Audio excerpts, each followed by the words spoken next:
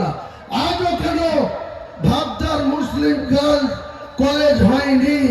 আপনি আমাকে বলেছিলেন তোমার বাপের কপি কি জমি আছে, যে আমি ভাবদার কলেজ স্যাংশন করতে এসছো, তোমার লজ্জা করে না?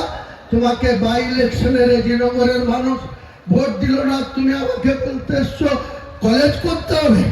আমি বলেছিলাম ওটা আমার কনস্টিটিউশন না, ওটা বেলডাঙ্গা বিধানসভার কনস্টিটিউশন, কিন্তু আমার জেলা, এটা করার দরকার, আপনি করে দেন। আপনি আমাকে বাদ তুলে কথা বলেছিলেন। আমি কংগ্রেস ছেড়েছিলাম, অদিত চৌধুরীর দ্বিতীয় স্ত্রী অতসী চ্যাটার্জি আমাকে জাত তুলে কথা বলেছিল বলে আমি কংগ্রেসের বিধায়ক পদ তুচ্ছ করে রিজাইন দিয়ে আমি 20 নভেম্বর 2012 আপনার যে হাত ধরেছিলাম, সেদিন আমার লাইফে একটা ঐতিহাসিক ভুল করেছিলাম। আপনি যে এত বড় মিথ্যাচারী, আপনি যে এত বড় মুসলিম বিরোধী, আপনার সঙ্গে আরএসএস এর যে এত ভেতর থেকে লাইন, আমি সেদিন বুঝতে পারিনি। তাই মমতা বন্দ্যোপাধ্যায়, আপনার রাতের ঘুম যত দিন যাবে, হুমায়ুন কবির, যত আপনার সরকার বিরোধী দল আছে, সেই দলকে একটা করে এইরকম মঞ্চ বেঁধে, কখনো মেদিনীপুরে, কখনো বর্ধমানে, কখনো আসানসোলে, কখনো কুচবিহারে, কখনো মালদা, কখনো আলিপুরদুয়ার, কখনো দক্ষিণ 24 পরগনা, উত্তর 24 পরগনা, কখনো নদিয়া, কোন জায়গায় 1 ইঞ্চি মাটি আপনাকে ছাড়ব না, 1 ইঞ্চি মাটি আপনাকে ছেড়ে দেব না। আগামী দিনে আজকের এই শপথ অঙ্গীকার একটাই, যে মমতা বন্দ্যোপাধ্যায়ের যে মিথ্যাচার সরকার, যে তোলাবাজির সরকার, যে জুয়ুচ্চরের সরকার, যেভাবে মানুষের সঙ্গে শুধু মিথ্যা আর মিথ্যা চালাচ্ছে, তাদের যোগ্য জবাব দেওয়ার জন্য হুমায়ুন কবির আজকে একটা জেএমপি পার্টি করতে হয়েছে।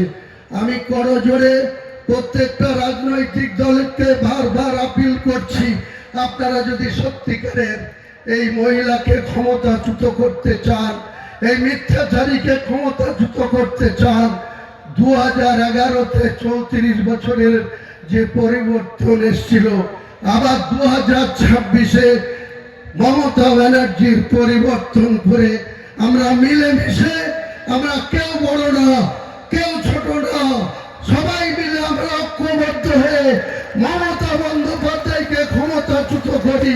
নাহলে বাংলাটা বাঁচবে না, বাংলার কর্মসংস্থান হবে না, বাংলার সংস্কৃতি প্রিয় মানুষ প্রতি পদে পদে লাঞ্ছিত হচ্ছে, বঞ্চিত হচ্ছে।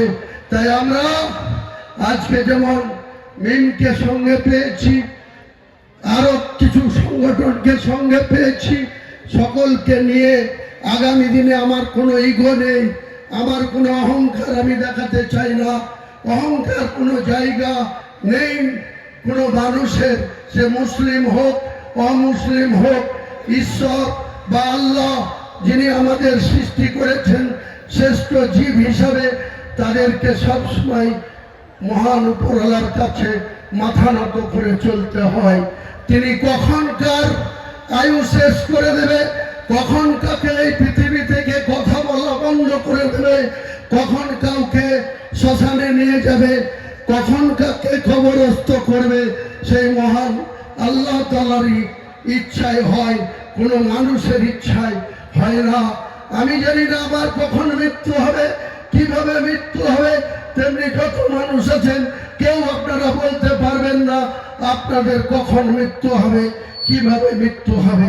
তাই আমি বলতে চাই, এই বৃহত্তম লড়াইয়ে আপনারা সকলেই আমাদের ডাকে যেভাবে এসছেন, যেভাবে সাপোর্ট দিচ্ছেন, প্রত্যেকটা পদক্ষেপে আপনাদের সঙ্গে কোনো বেইমানি করা হবে না, কোনো মিথ্যাচার করা হবে না, কোনো মিথ্যা প্রতিশ্রুতি আমি দেব না। মমতা বন্দ্যোপাধ্যায়ের জায়গায় আমাদের এই জোটবদ্ধকে নিয়ে আসুন, 1000 টাকার লক্ষ্মীর ভান্ডার 3000 করে দেব, 1,20,000 টাকার ঘর 2 লক্ষ টাকা করে দেওয়া হবে, বাংলার কোন পরিযায়ী শ্রমিককে বাইরে কাজ করতে যেতে হবে না। আমরা কর্মসংস্থান করে দেব। আমরা যে প্রজেক্ট করছি এখানে কিছু না হলে 5,000 লোকের কর্মসংস্থান হবে। এরকম মুর্শিদাবাদে যে শিল্প তালুক আজকে এত বছর ধরে ফেলে রেখেছে মিথ্যাচারী মমতা বন্দ্যোপাধ্যায় কিছু করেনি, আর 1 মাসে কিছু করতেও পারবে না। যতই চেষ্টা করুক, যতই মিথ্যা কথা বলুক, আপনারা বিশ্বাস করবেন না। আগামী দিনে আমাদের একটাই লক্ষ্য, মমতা বন্দ্যোপাধ্যায়কে ক্ষমতাচ্যুত করা। আমাদেরকে বলা হচ্ছে ভোট কাটুয়া। আরে 2,82,00,000 মুসলমান ভোট আছে। আপনারা জানেন 2021-এ কত ভোট পোল হয়েছিল? মমতা ব্যানার্জি 213টা আসন পেয়েছিল। ভোট কত পেয়েছিল জানেন? 2,87,00,000। আর 77টা আসন পেয়েছিল বিজেপি। তারা ভোট কত পেয়েছিল জানেন? 2,33,00,000। মুসলমানদের ভোট কত? 2,82,00,000। এই 2,82,00,000টাকে ধরুন 3.5 কোটি। যদি বলেন কি করে, আমি আপনাদের বুঝিয়ে দিচ্ছি, তারপরে আমার বক্তব্য শেষ করব। প্রত্যেকটা 1,000 মুসলমান বুথে ভোট পোল হয় 80 থেকে 88, 90%। 80% হয়, তার নিচে নামে না। তাহলে আপনি 33% মুসলমান ভোট আছে বাংলায়।